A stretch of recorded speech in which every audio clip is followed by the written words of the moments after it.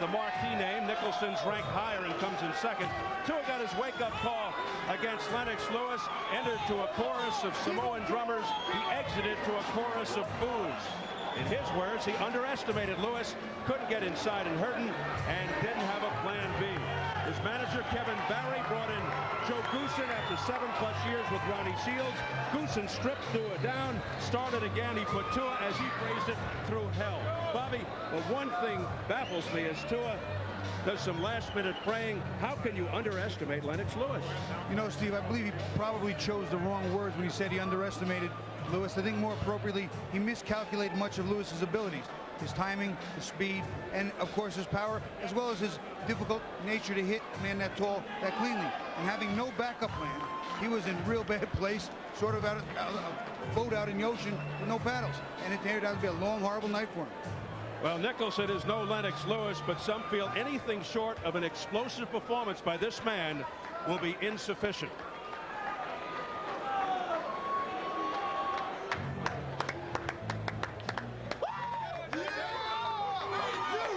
Even though Danell Nicholson is number 3 to Tua is number 5, he's a 9-1 underdog. He feels he's underrated, overlooked, and deserves more respect and recognition. He can change all that tonight. Unbeaten since '96, 15 consecutive wins, 12 by knockout, but questionable opposition. His last 5 have ended inside 2 rounds. He's a member of the '92 U.S. Olympic team, won his first 2 in Barcelona, and lost by close decision to legendary Cuban Felix Savon. Former high school basketball star, had scholarship offers, but went to prison for 4 years for armed robbery. That's where he learned to box. Bobby, the book on Nicholson, good overall skills, but he's been inconsistent, doesn't always fight his fight, which is a fast-paced, work the jab from long range, box and move. Also, he too has a suspect chin. Well, Steve, his chin is suspect. I guarantee you he's going to be tested tonight and as early as often as possible. David Tua has something to prove. And also, Nicholson is going to need to be consistent all night long because Tua is always dangerous. He's on a mission. He's sort of a reinvented fighter, and in the meetings, he was almost reinvented humble. And I think that Danell Nicholson has to go out there and stay sharp. All right, Bobby, let's size them up as we check out the tail of the tape. David Tua at 28, 5 years younger than Nicholson. But Tua gives away 6.5 inches in height and 11 inches in reach. At yesterday's weigh-in, Tua at 247, outweighed Nicholson by 24 pounds. While the weight is high, Tua says he dropped 9% body fat. Key rules: no standing 8 count, no 3 knockdown rule. A fighter cannot be saved by the bell in any round. If an accidental headbutt occurs before the end of the 4th, it's a no contest. After the end of the 4th, they go to the scorecards. So here at Texas Station, we are getting ready for our main event. David Tua versus Danell Nicholson. Let's get the official introductions from our ring announcer, the classy Jimmy Lennon Jr.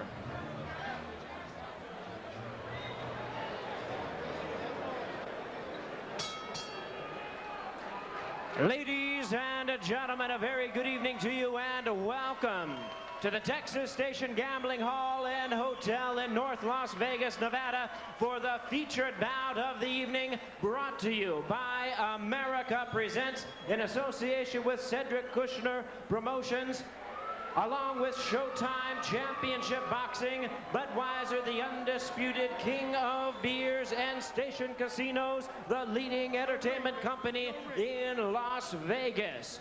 This bout coming away is sanctioned by the International Boxing Federation, the president, Hiawatha Knight, supervisor Darrell Peoples, along with the Nevada State Athletic Commission.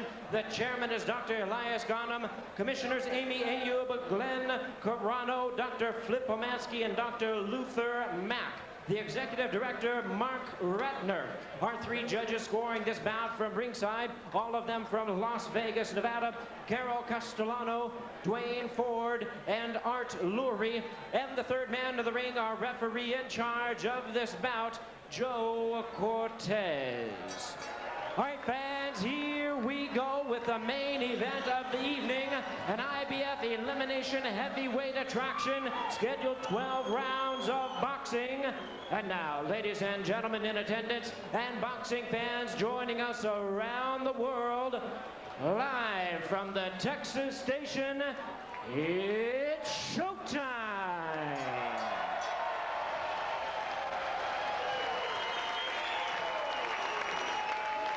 Introducing to you first on my left, fighting out of the red corner. He is wearing red trunks with white trim and fighting out of South Auckland, New Zealand.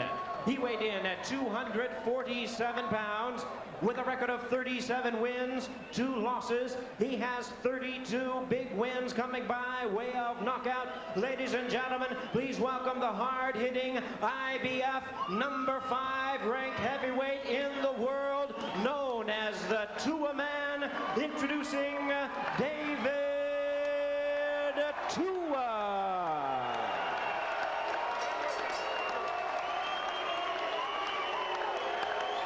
And his opponent across the ring on my right, fighting out of the blue corner in this 12-round attraction, wearing white trunks with blue lettering, fighting out of and representing Chicago, Illinois. He weighed in at 223 pounds.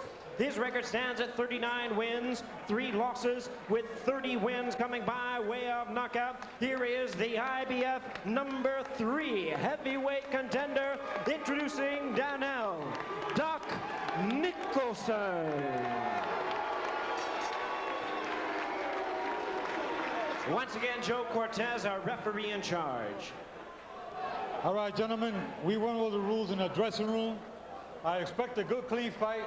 Obey my commands at all time. Guys, these trunks here, they're a little high. Punches here, they're good here. Right here, these are a little high. Okay, guys, give me a clean fight. Remember, guys, I'm fair, but I'm firm. Touch them up. Although David Tua weighs 2 pounds more than he did for Lennox Lewis at 247, he does look more cut and chiseled tonight for Danell Nicholson, and no secret to his style. Likes to start fast, heavy-handed, with the aggressive hooking, swarming style. Big left hook, good chin. The big imposing Nicholson, not a one-punch KO guy. He's a boxer mover, very athletic.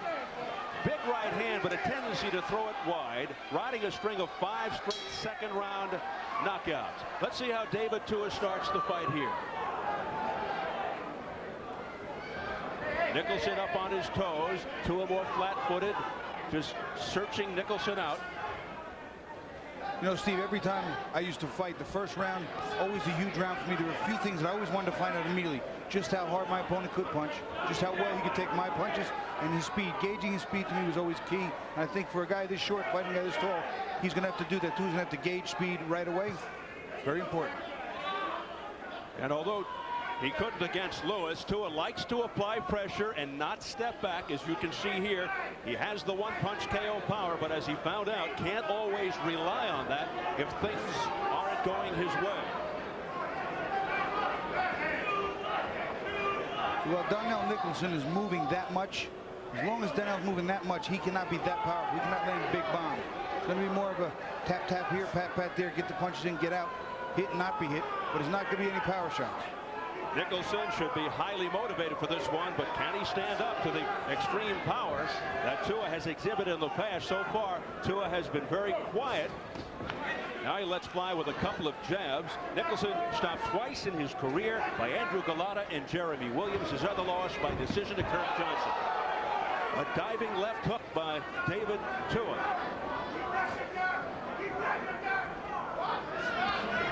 Tua talked about he didn't make any major changes as far as his style, but he went back to basics, doing what he used to do better.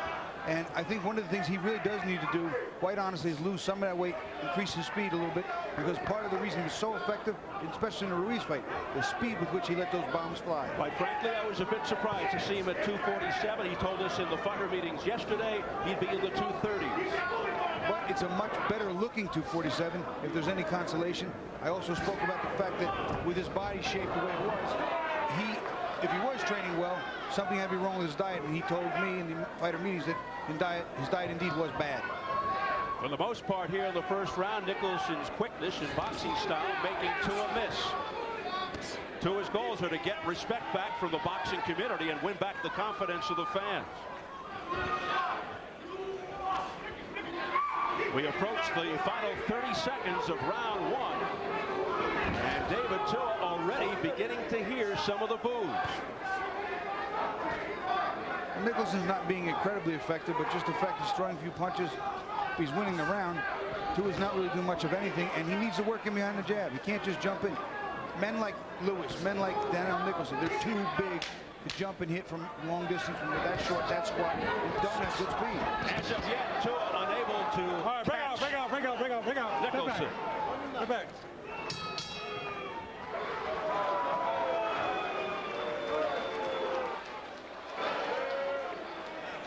Here's a couple things that are going to help you out. Let me have a towel and some water. Here's a couple things that are going to help you out. Start sliding over to your right. Okay? Which way does he want to turn out? He wants to turn out that way. You got to stop him. You got to force him. You got to force him to go to his right more. I need you putting on the pressure. Once you come in, slide over here a little bit more. You notice that left hand is down real low. Do you not? Try to go over it after a couple of jabs. Chin down. This is what I'm saying. Chin down and keep the jab going. I want more jab. Double and triple the jab. And keep on turning him. Keep on making him turn. No code. Keep on making him turn. I want him in the middle of the ring, Doc. Understand what I'm saying? Drop the quick right hand and spin out of there. But keep the jab going. That's what I want. You see how easy it is? This ain't nothing, baby. Slide over to your right a little bit. Very calm, direct instructions from Tua's brand new trainer, Joe Gushin, and Eddie Mustafa Muhammad in the corner and in the face of Danell Nicholson. And he told Nicholson what Frenzo Kendo did very well in that first fight. He kept ATN in the middle of the ring and was able to score knockdowns. Nicholson getting the same advice from Muhammad.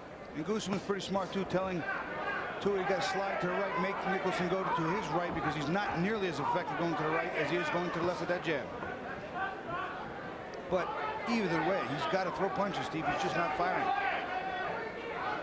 So far, a fairly listless David Tua. Being very cautious and selective. Has hardly thrown any punches. Misses with that right hand. Nicholson with a right cross that scored to the chin. See, so far Nicholson's been pretty effective setting the range. See how much distance he can keep between him. Tua can't reach. There you see it. He's jabbing, missing. Danell Nicholson can hit him. Tua looking to return to #1 of the IBF, but according to IBF Championship Committee Chairman Joe Dwyer, does not automatically become the mandatory challenger for the title.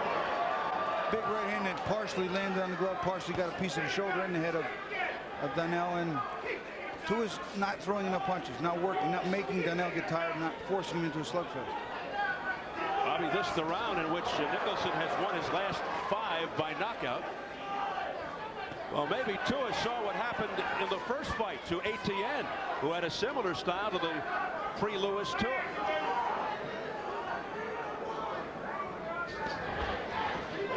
Tua just tapping to the midsection of Nicholson. Nothing effective there. Nicholson throwing the jab. Tua missing with the left hook. Pitter pats to the stomach. Overhand right, nicely done. There's a good left jab by Tua that snapped Nicholson's head back. Tua really just isn't being busy enough, Steve, and one of the reasons he was always effective is because when he came to you, he was punching. Fight with Ibiabuchi, I know I talk about it a lot, but the amount of punches thrown were amazing, and I don't know what he's thinking or what he thinks of Danell Nicholson. Now he's starting to work. Break out clean. Step back. Final seconds of round 2, and the lackluster display by Tua continues. Stop. Let him out. Let's go. There's a good smacking right just before the bell by Tua, his best punch. Well, let's go to Jim Gray with talented Olympians from the class of 2000. Jeff Lacey, Francisco Panchito Bajado. All right, thank you very much, Steve. I'm joined by these two, along with Rocky Juarez, Malik Scott, and Juan Diaz. They represent some of the future of boxing that I'll be fighting here on Showtime. Let's turn to Jeff first. You're 2-0. Are you concerned at all that you might be being rushed along a little bit too quickly, young in your career? No, I don't think I'm being rushed along. Long as we get, some good, stiff opponents in there, I'm going to continue to do what I'm going to do. I train hard all the time. I train up in Big Bear with my coach, Roger Bloodworth. So I'm ready for anything comes near me. And how about you? Let me ask you about the pressure that you might feel trying to live up to the expectations after coming off the Olympics. Well, it was pretty tough first, trying to come up from a loss. So it was just basically trying to get back on the horse, and it just felt great having that first win and all the attention that I've been getting from not having a medal. So that also gives you all kinds of pressure. So I'm just gonna keep training hard so I could do my best on each fight. Best of luck to you, Pincito. Only 17 years old. He's got a long ways to go. Steve, back to you. Thank you, Jim. We'll be seeing those guys down the road here on Showtime. As we enter round number 3 in the first 2, Nicholson has stuck nicely to his game plan and his keys to victory, setting the distance and boxing from the outside. So even when he uses a jab like that and he doesn't land, he keeps Tua at the end of that jab. That's the distance that Tua cannot reach him. He can only be the one landing. There's the jab by Nicholson.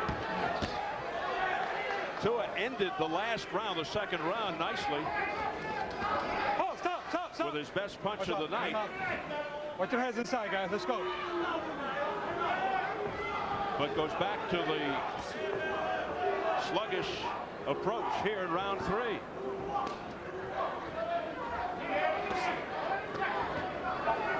I am surprised. I thought the Tua would come out and try to make a statement here tonight, Bobby. You know, I always joke about it, and it's one of my favorite things to say, but hell, Hefton and Fury, like, whatever, and the fighter was something to prove, okay? He's not proving anything. He's just doing exactly what he did in Lewis' fight, walking forward, and nothing. Just there's no punches. Once in a while he loads up with a big bomb, but that's not going to win fights. It's not even going to win the round. Missing wildly with that right as Nicholson just ducked underneath it. Come here, hey, come here. It was telegraphed. What you got? Come here, Nicholson claiming Tua throwing the elbow. Good fight, guy. No rough tackles. You understand? Let's go. Tua, I believe, frustrated right now. And he's using the elbows and forearms. Eddie Mustafa Muhammad says Tua's a one-dimensional fighter with the left hook. Hey, if you stand in front of him, he'll knock your brains out. But Nicholson's not doing that. He's standing anywhere but in front of him. Here comes Tua. Opening up 2 punches. But nothing after that. Well, that was largely due to the fact that Danell held on pretty tight. Tua missing with that overhand right. But he's starting to make the fight a little better. Starting to make... Getting a little busier. Yeah, he's starting to make Danell fear for his life a little bit in the corners, make him fight back. Making Nicholson think a little now. As he backs Nicholson into the ropes, that's not where Danell wants to be. As he flicks the jab out and extricates himself from danger. Beautiful jab work by Nicholson. And movement around the ring.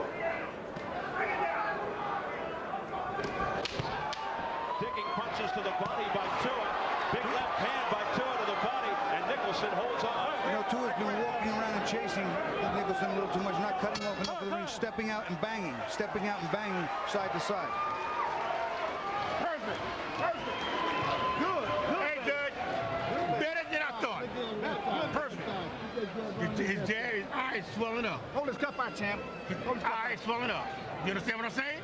I need more of them jabs and keep stepping around. I want that chin down. I want that chin down, Doc. You understand what I'm saying? I need that chin down. You understand what I'm saying? Some water. I need that chin. It gets a little bit of sneaky tactics. Here comes the elbow. Right. That's not that bad. I think he just got tangled up. The elbow hit him in the side of the jaw or the cheek, and that completely unintentional. Nicholson looking for every angle, every edge. Right now. No. Great. Yeah. I want to see more of that. Here we go. Right here. Continues to be very composed in that Tua corner.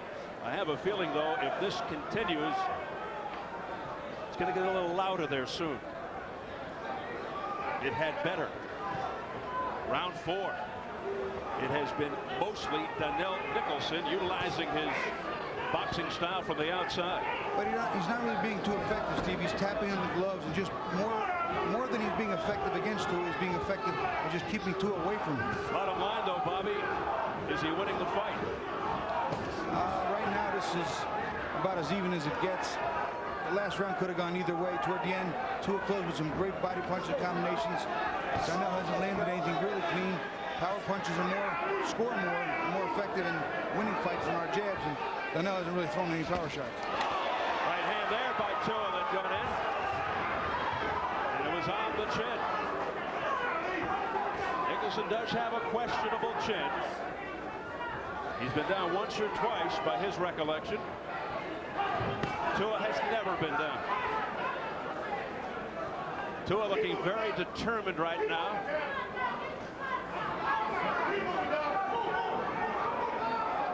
Trying to get on the inside. Big right hand, but it was a grazing blow. Not a clean shot by Tua. And Nicholson turned with it, too, which makes it even less. Tua missing with that left hook. Stop. That's his Come on. big punch. What for you guys? What for you? His big knockout punch, for the most part, the left hook. David Tua in the red.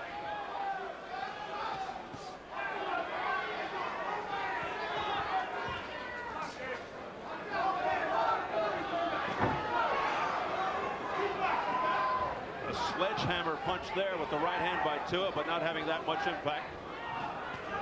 Beautiful flicking of the jab. 2-3 in a row there by Nicholson. Bothersome.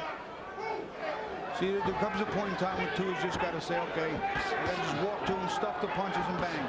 Stuff him and bang, and not let him hold. Because if Tua's hands are moving, it's going to be much harder for Nicholson to hold him. This with the left hook to him. For the most part, this is the David Tua we saw mostly against Lennox Lewis. But folks, this ain't Lennox Lewis. That's what's troubling.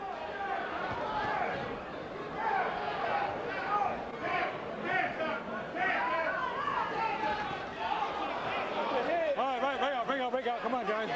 Well, it could be quite possible that Lennox Lewis has laid down a blueprint of how to beat Tua for other fighters with similar assets. Interesting point. Danell Nicholson, I'm sure, studying those tapes closely. There's an abrasion under the left eye. Beautiful right cross by Nicholson under the left eye of Tua that is developing. But it's in a good spot underneath the eye. Hey. None of that. Coming up on Showtime Saturday, April 28th, we'll come to you from Cardiff, Wales for a European super middleweight doubleheader. WBO super middleweight champ Joe Calzaghe defends his title against top contender Mario Veit in a 12-rounder, and former WBC 168-pound champ Richie Woodall takes on Tox Owo in a 12-round bout. Catch the special same-day coverage Saturday, April 28th, 10 Eastern and Pacific. Saturday, May 5th, we'll bring you a 130-pound twin bill. Two of the best of the division, WBO champ Acelino Freitas, WBA kingpin Joel Casamayor defend their titles en route to an eventual championship unification showdown. That's Saturday, May 5th, 10 p.m. Eastern and Pacific. Please join us. Speaking of the talented Joel Casamayor, on hand along with many boxing luminaries to watch the action here tonight. He is slick. Round number 5, scheduled for 12.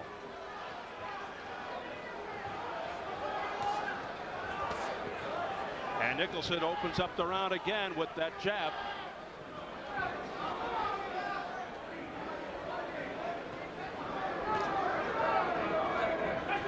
I'm still going to maintain that the fact that David Tua, even though the body's been rearranged, looks better. Maybe he's less fat, but still weighs more. He cannot generate the speed necessary to cut the distance down on these guys and catch them with his punches before they get out of the way. He's got to lose some weight, Steve. He's at 247. He was 245 for the Lennox Lewis fight in November. His high 253 a few fights ago against Obed Sullivan, whom he stopped in 51 seconds.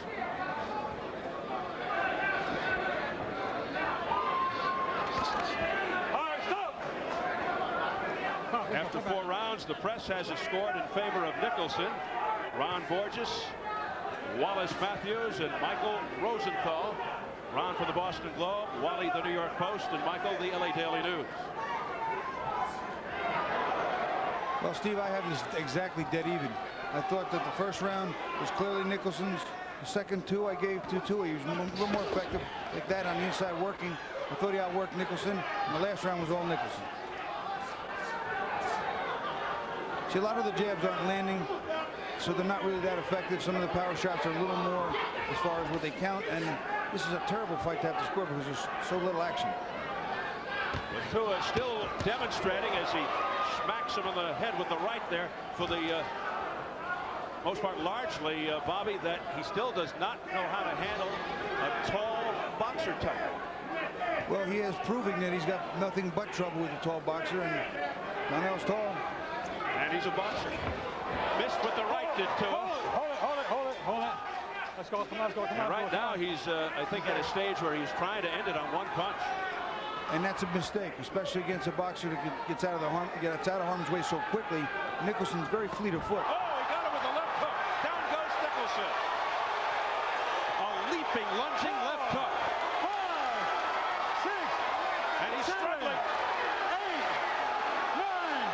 He makes it at 9 with 32 seconds to go in the round. He felt the wrath of Tua, who tries to end it here in round 5. And he is still hurt, Steve. You can see in his eyes, they're still glassy. He wants to get out of harm's way in a big way. His legs seem okay as he looks to survive 10 more seconds of the round. Tua missing with the left.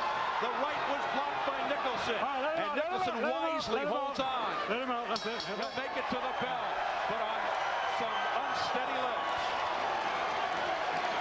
Sit down. Relax. Nice and relax, right? All through. Doc. You got your hands down and your chin up. All right? This is what I'm saying? All right. Doc. In the middle of the ring. Well, the chin finally got tested. David Tua's lethal left hook. That, you know what? That's not even a good left hook, but if you notice, Nicholson's head was up so high in the air that his neck snapped viciously. Watch. See, he's leaning backward. His head is separated from his body. Bobby, could you call that a left jaw to the hook? I'm telling you. There you see it. You see how his head snaps? Nicholson didn't have his chin tucked. That was not even a good left hook, not even close by Tua. It was an awkward, off-balance left hook, but Nicholson's chin was in a bad position. Raised high in the air. 2:10 mark to round 5. A lunging left hook by David Tua.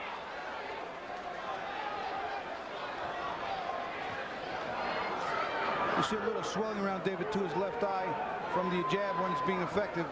Right now, Nicholson maybe totally cleared out the cobwebs, but we're going to find out because you know Tua's going to test him. That's what he's supposed to do. And right now, Tua has to be brimming with confidence. Another left hook. Down goes Nicholson. Can he get up from this one? He's not getting up from this one, Steve. He's done. Flat on his back. It's over. Joe Cortez waves it off. And David Tua, after looking sluggish, able to knock out Danell Nicholson early round 6. Sit up.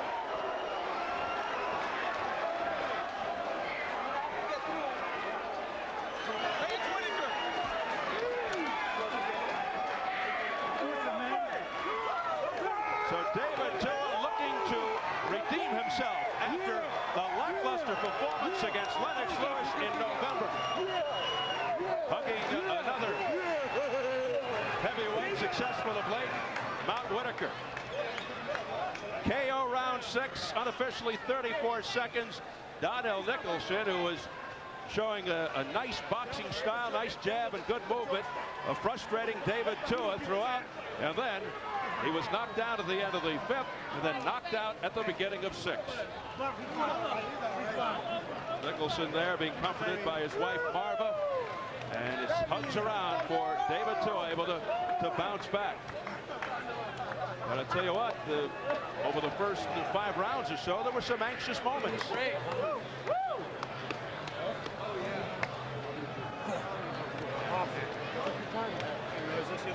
Great job.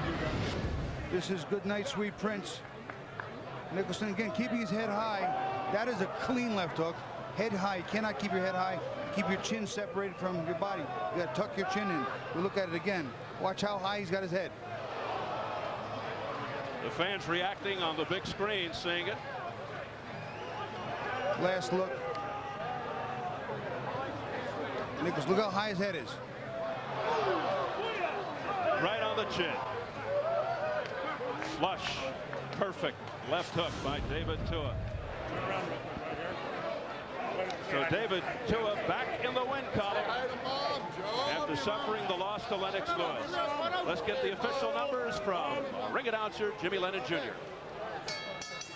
Ladies and gentlemen, we have the time of 34 seconds in round number 6. The winner by way of knockout, the Tua man, David Tua. David Tua ends it in emphatic fashion. Beats the number 3 IBF contender, Danell Nicholson, lifting his record to 38-2 with 33 knockouts as Nicholson falls to 39-4. Hold on. Tua joining Jeremy Williams, Andrew Galata, and Kirk Johnson as the only fighters to beat Nicholson. Tua, the number 5 IBF contender. Now that's the David Tua his fans know and love. Automatically he jumps to number 1, but not the mandatory for the title. Next, Bobby, he told us he wants to fight only guys in the top 10. Well, I think the IBF is talking about him fighting the winner of the Chris Bird-Maurice Harris fight. That would be an interesting fight. Those are two movers, excellent boxers, great speed, hard to hit.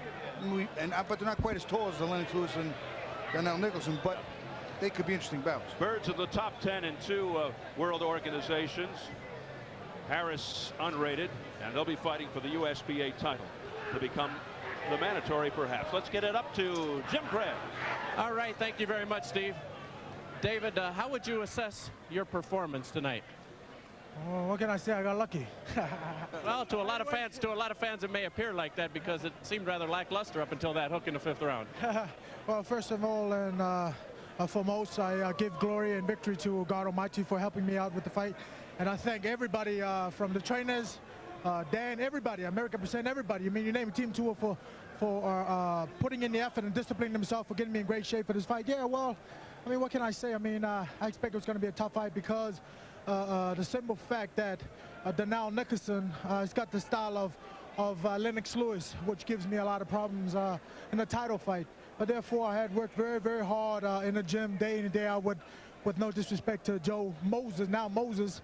And, you know, he grinds me and he breaks me and rebuilds me every day. So I was ready for this fight. Before we look at the knockdowns, is it your assessment that you've improved? These big guys do give you a problem. The jab keeps you away, and it's hard for you to move in. Do you feel as though you have improved since you fought Lennox Lewis?